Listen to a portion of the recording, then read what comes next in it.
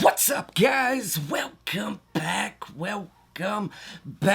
Glad you're here. On today's episode, we got a really fun tutorial for you. That's right. Pretty original, at least I believe so. If I'm wrong, please, gotta tell me. But I'm going to be showing you guys a really fun way to do a ACAAN. That's right, any card at any number. Like I said, I came up with this not too long ago. At least, like I said, I believe so. But yeah, let's jump into it. Like I said, this is the easiest way that I've ever done an ACAAN, and I think you'll enjoy it. So, grab a deck of cards, and let's go.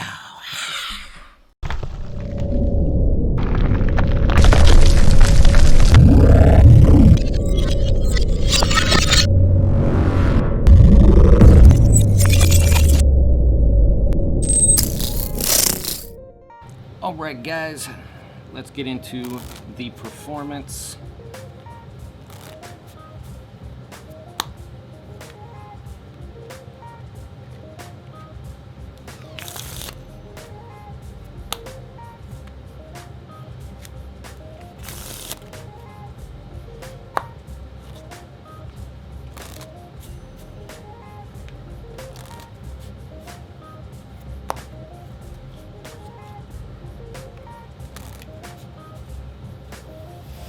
So, you should pick any one of these cards, any one that you'd like. King of Spades, okay?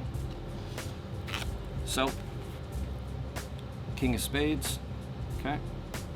What we're gonna do is, I'm gonna take this card and put it in the center of the pack, okay?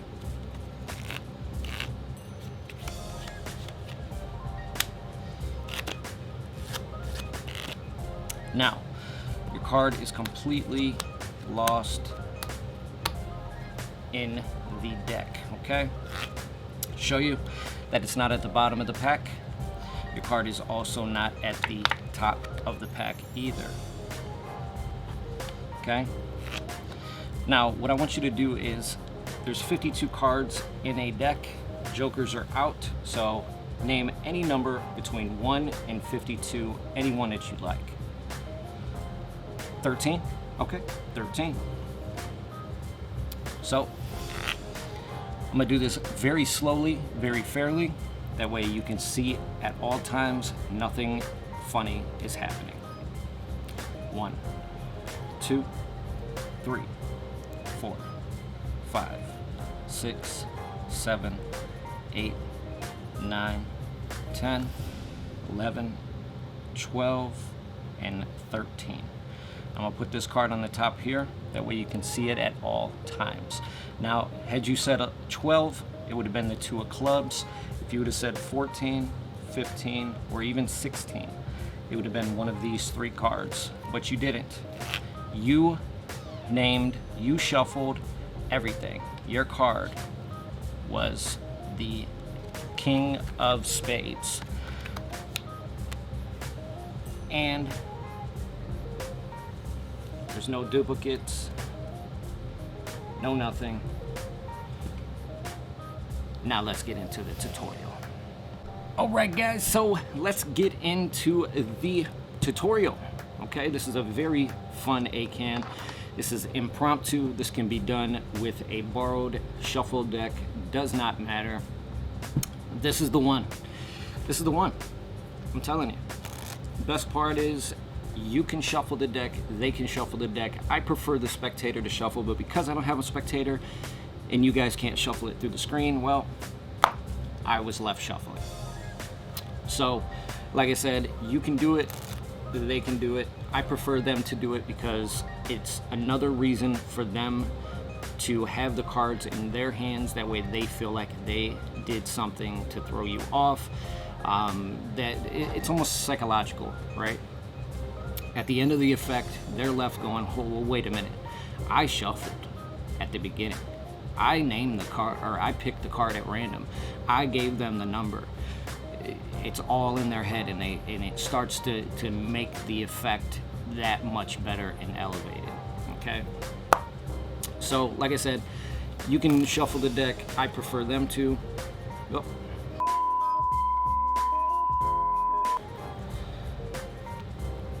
once the pack is shuffled completely and they feel comfortable as well as yourself, like I said, it doesn't matter. You can shuffle this deck a million kajillion times and it's still going to be the same outcome, okay? So you're going to start by, I usually spread out the entirety of the deck. That way they can see all their options. When the least time that the deck is in your hands, the better. So I spread the pack here across the table. You can do this in hand as a regular spread and have them, you know, pick a card, because this can also be, you know, you can do this as a street performance. You know, this can be walk around. It doesn't have to be at a table. So anyway, I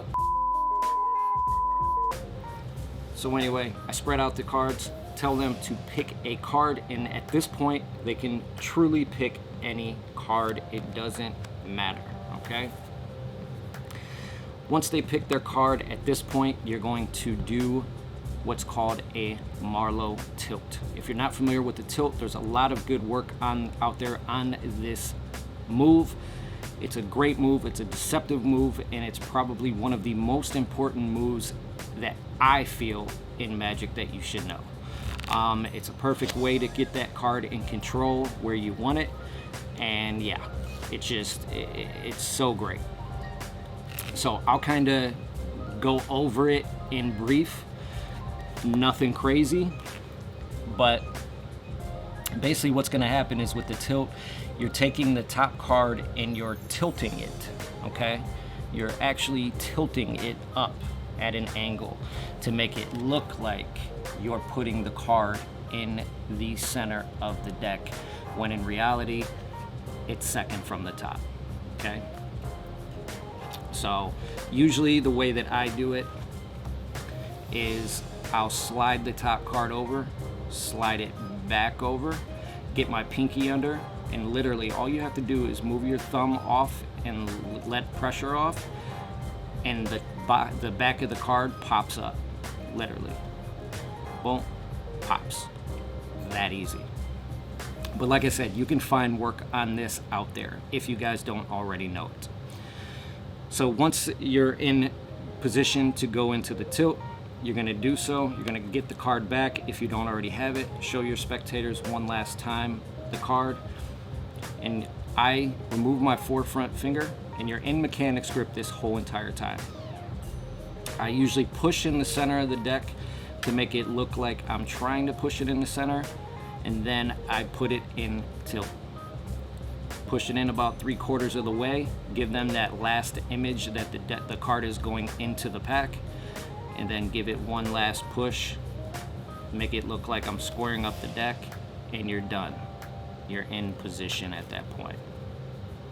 Okay. Once you've done this and you're in tilt, now you can go in, and you can do this in a couple different ways, okay? In the performance, I showed you the way that I do it with the different cuts. It's a safer way of doing this effect, and I'll tell you why. The other way that I do this is by doing a pass, okay? I do a cover or a turnover pass. And the way that I do this is I'll go into a couple cuts still, a couple swing cuts, okay? Once I've completed the swing cuts, I'll do a couple little riffles and make it look like that there's no breaks, there's no nothing. Once I'm in mechanics grip, then I'll do the turnover pass, okay? And what the turnover pass is allowing me to do is bring that card back to second from the top, okay? So swing cuts, if you're not familiar with swing cuts, you're taking a packet off the top, kicking it over to your other hand, pack it off, into the other hand, pack it up, into the other hand, pack it up, into the other hand.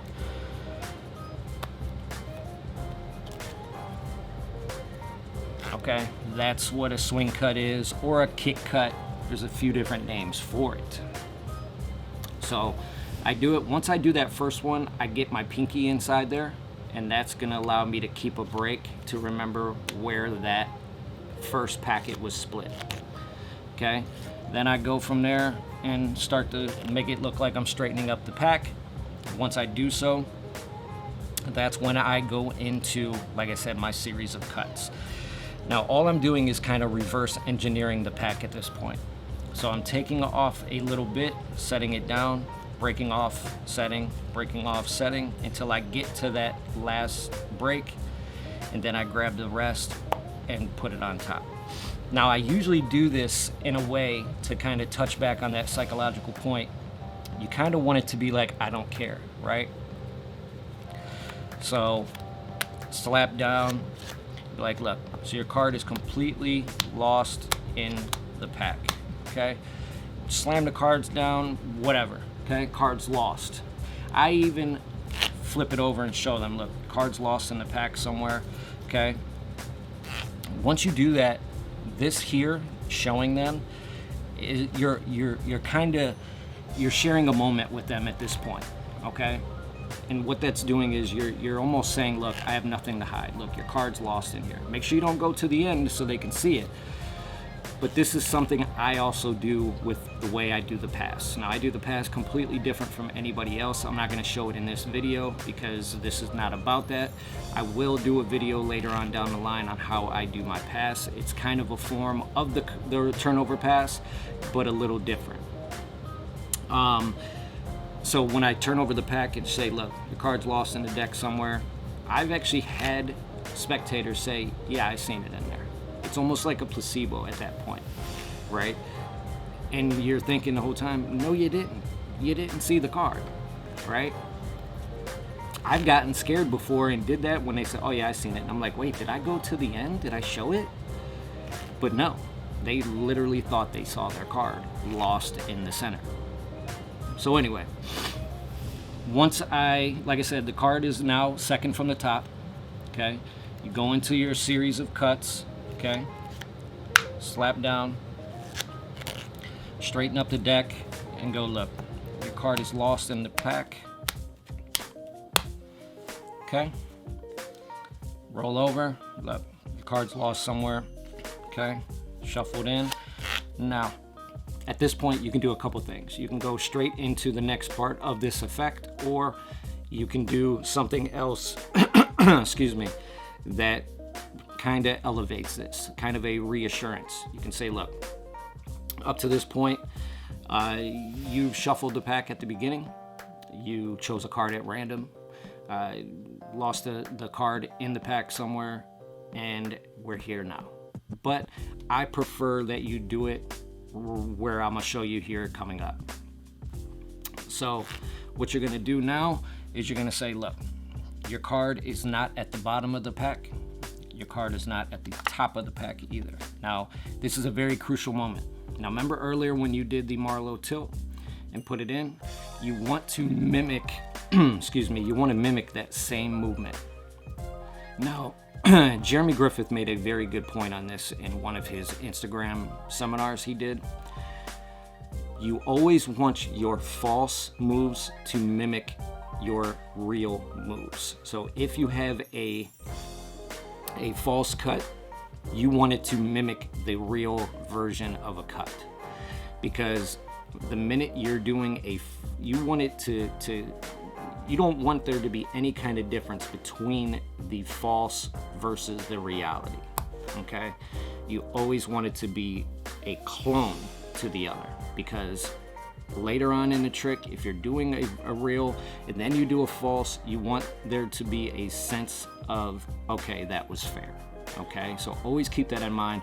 That is one of the most biggest tips I've ever taken from anybody in the magic community, and boy has it helped me tremendously. Okay, you don't want to be sitting there turning over a card like this, okay, and then doing your double lift like this. It's bad, because they're gonna go, well, wait a minute, why did he turn over the card earlier this way and now he's doing his card now this way? And then you do it later on down the line like this. Just mimic it to the way you do the actual real move, okay? So anyway, back to what I was saying, is you're gonna say, look, it's not at the bottom of the pack, it's not at the top of the pack. You're gonna then get back in position like you were going to do the tilt again, except this time you're really gonna be putting the card in the center. You're gonna drop that forefinger once again, and you're gonna poke out the cards just like you did earlier, and then really insert it into the pack, push in, square up, done. Okay, now at this point, the card is at the top of the pack, okay? Whereas right where you want it. Now at this point, the effect is pretty much done at this point, okay? You pretty much only have one more sleight to do. So you're gonna go look. You're gonna spread out the cards again, go look. We got 1 through 52 cards, okay? The jokers are out. If your jokers are in, say look, 54 cards, whatever, okay? I have 1 through 52 cards.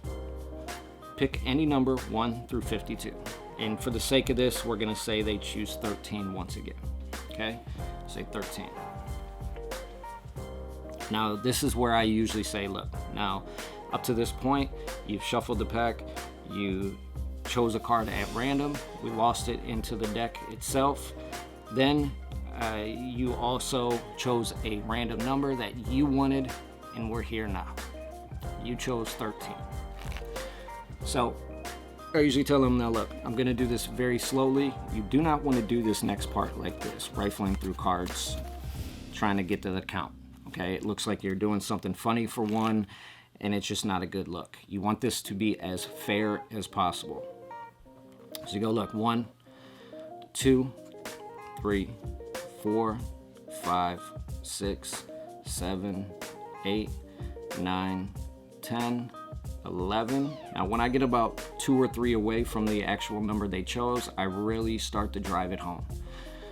12, 13. And you out jog that card and say, look, we're gonna put it over here so that way you can see this card at all times. And you square up this side and this side and you go, look, if you would have said 1 less and said 12, it would have been the king of diamonds. Now make sure the card's not poking out. You don't want to, you don't want them to see this card and whatever.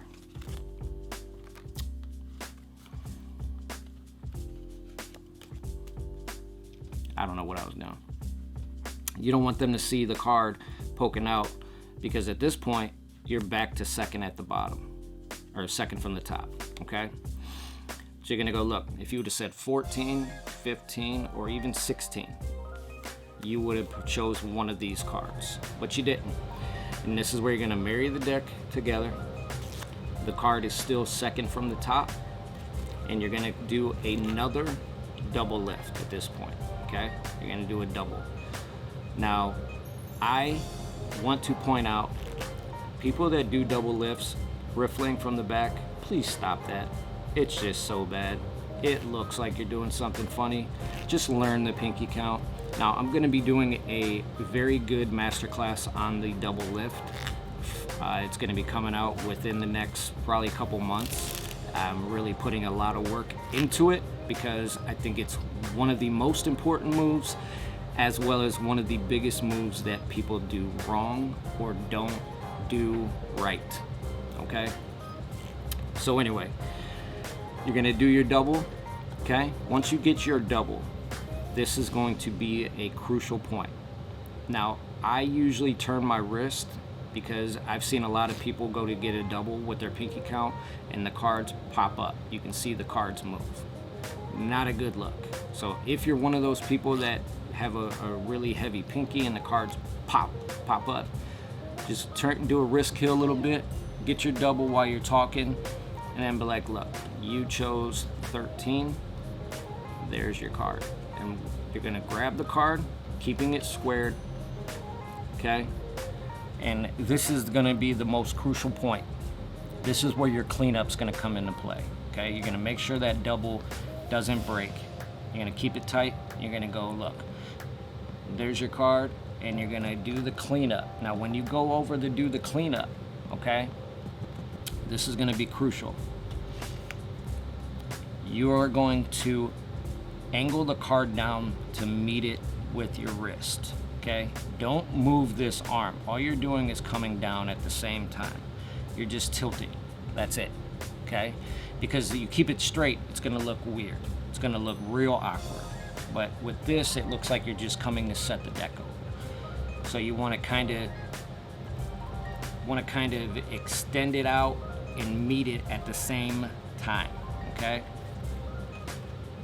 So you're gonna come over, set the card, and go look. And there's your card. That way they can inspect it, they can look at it, you know, they're gonna be like, well, what the hell? You know, it's only one card. Yeah, I know it's one card. So that's a key point in this. So like I said, once you have it, you're going to, all you're doing is you're coming over, and with these two fingers, you're sliding out that bottom card and setting. And then you can do whatever you like freely with this card, okay? Key, remember, the angle. Because when you come over, your hand is angled. So you're coming over like this. And you want to do this, you want to practice this so it's in a one fair swoop. You don't want any pauses at all, nothing, right? And then you can just show the card off and do whatever you choose to do, okay? And then I usually show the whole entire pack. That way they're justified that there's no duplicates or nothing like that, okay? So let's go over this one more time. So one more time with this, like I said, have them shuffle, or you can shuffle, doesn't matter. I prefer the spectator to do the shuffling. So we'll say that they shuffle the pack, okay? Boom, they're satisfied with it. You're then gonna go ahead and spread out the cards, have them pick a card at random. 4 clubs this time.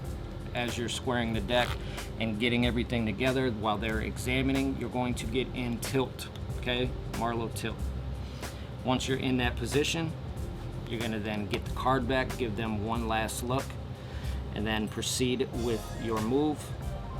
Drop forefinger, poke out a couple cards, okay? Then put it in tilt. Once you're in about 3/4 of the way, then push it all the way in, square it up, and you're all set to go into your series of cuts. Keeping a break on the first one, continue to do a couple, smack down the last. It gives it a more of a, like I said before, a I don't care kind of attitude, right? Like bam, whatever. Once you're in this position, you're gonna then, while setting down the other packets, while you're reversing this cut, reverse engineering, like I said earlier, you're gonna be then explaining, hey, you know, you lost a card, we're gonna lose it more inside the pack, okay? Card is lost. Just to show you, your card is not at the bottom of the pack. Your card is also not at the top of the pack either. Now this, like I said, is once again one of the most crucial parts. Drop forefinger again, poke out some cards if you can, and then put it legit inside the pack, squaring it up. Then you're gonna go ahead and go, look, go ahead and pick a card for me, or pick a number 1 through 52. Jokers are out, so any number 1 through 52. They'll say, we'll say 10, okay? They say 10, you say, look, now so far, been pretty fair. I let you shuffle the cards, right? You chose a card at random. We lost a card in the pack, a bunch more. I showed you, and like I said, after you do those series of cuts, before you say, look, it's not at the bottom, not at the top, you can choose to do the, look, your card's lost in the pack somewhere, it's shuffled up, missing, and then you can say, you know, look, pick a number 1 through 52, blah, blah, and you say, look, I showed you, your card's lost in there, you now chose a number at random, 1 through 52 that you chose, and we're here now. At this point, you're going to then count very fairly. 1, 2, 3. Don't do this different. Don't do it opposite. Don't do 1, 2, 3. You want these cards in the same order that they're coming off back to the way they were. So 1, 2, 3, 4, 5, 6, 7, 8, 9, 10. okay? I'm gonna put it on the top of the pack, put it on top, square it up. You're now in double mechanics grip, okay? Now, from here, the card is gonna be second from the top in this opposite hand, okay? You're gonna go, look, if you would have chose 9, it would have been a 3 of hearts, okay? If you would have chose 11, 12, or even 13, it would have been one of these choices. But you didn't. You chose 10 for a reason. And as you're explaining, you're gonna say, look, boom, get your card, and they have the 4 of clubs. And you say, look, it's your 4 of clubs. Do your cleanup, give them the card, spread the pack, and you're done. Easy as that. So like I said, I hope you guys really enjoyed this. Like I said, this is something that I've been really wanting to teach ever since I was messing around with it. It's a really fun ACAAN. I've been trying to find an ACAAN, and I know you guys are big fans of any card at any number, but I've been wanting to find one that you can do impromptu. I love impromptu effects, borrowed deck, all of that, especially one that's clean, and it's so fair from start to finish. That's the best part, you know? So, like I said, play around with it, guys. Make it your own. That's the best part about this in the community that we're in. Just because it's done one way doesn't mean you have to do it that way. Take it, experiment, mess around, see what you can come up with. You know, like I said, create this to your specifics, right? Just because one person does it one way, you might not be comfortable. So, like I said, the sky's literally the limit, you know? So, yeah, that's it, guys. I hope you enjoyed this. Like I said, this is the first tutorial of many to come. And yeah, there's a lot of good things coming. So, thank you guys as always. Please do make sure you leave a like on this video. Make sure you also are subscribed. Turn on those notifications for any kind of content that I'm releasing and more. And I'll see you beautiful people on the next one.